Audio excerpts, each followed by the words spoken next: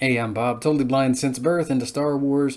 Going to be taking a look at an action figure from the Star Wars Rebels toy line. I found mine back in 2016. We already took a look at Darth Maul that came out of this particular Rebels 2-pack. But I found the seventh sister, a Mirialan Inquisitor from Star Wars Rebels. So here she is.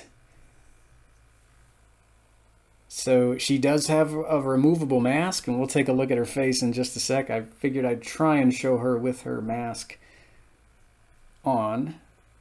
She has a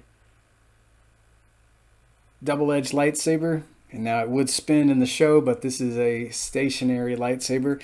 We didn't get an unignited hilt. We didn't get a lightsaber with one blade going. We just get this double-edged lightsaber here.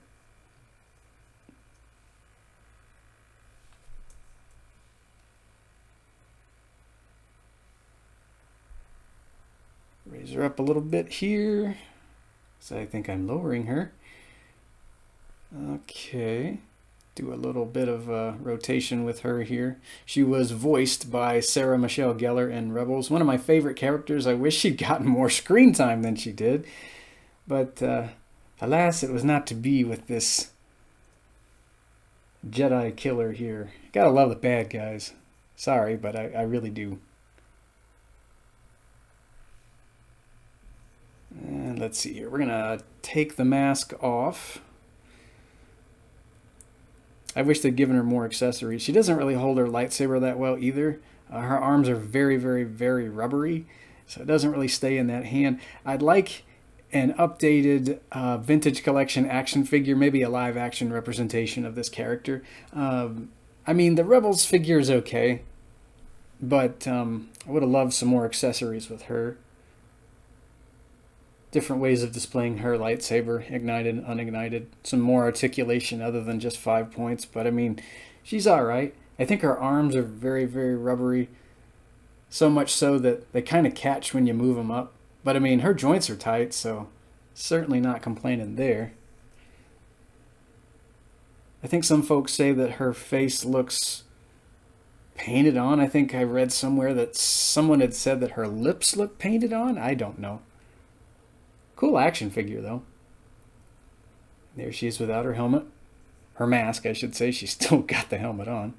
I think in the show it would retract, but of course we were able to detach it. So there she is from the back. I'm going to pause this and try and show her other accessory. It's a very tiny ID9 Seeker droid. So this Seeker droid she comes with, you can't attach it to her back. I've tried plugging it into the little hole in the back of her armor, but it won't work. So the only way I can think of displaying it, since it's such a tiny accessory, I've actually tried to attach it to her face. This is what you get for trying to kidnap children. I don't know if you're able to see it that well. It has no articulation at all. Got a bunch of spindly legs, and the head of it is rounded. It kind of reminds me of a probe droid, the Arakid probe droids that we saw in Empire Strikes Back, although a lot smaller. And these things were really creepy in Rebels. They could imitate other characters' voices and lure them into traps. They reminded me a bit of the Predator from that movie franchise there. Okay, let's see if we can't center her a little bit. Okay. Yeah, maybe over just a little bit right there. So yeah, that's basically the seventh sister. Got a droid trying to take her nose off.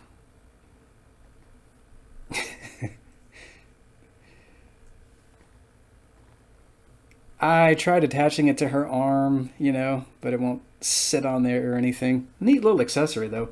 If we do get a vintage collection version of this character in terms of a live action representation, it'd be cool to get a couple of articulated Seeker droids. Those little things were vicious. And I think I give her about a 9 out of 10, just because I really want an updated version. But she's a really awesome character. I liked seeing what she could do in the show.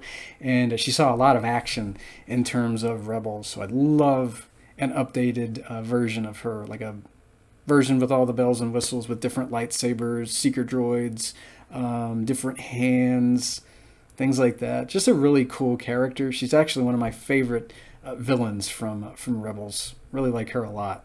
It's kind of cool that you had Freddie Prinze Jr. and Sarah Michelle Gellar doing work in the same studio because, of course, they're married in real life. So you have them going against each other on the show. I bet you they had a lot of fun working together in terms of Star Wars Rebels. Pretty cool show. If you haven't watched it, I would strongly recommend it. Pretty cool how it bridges, see what I did there, the gap between the prequels and the original trilogy.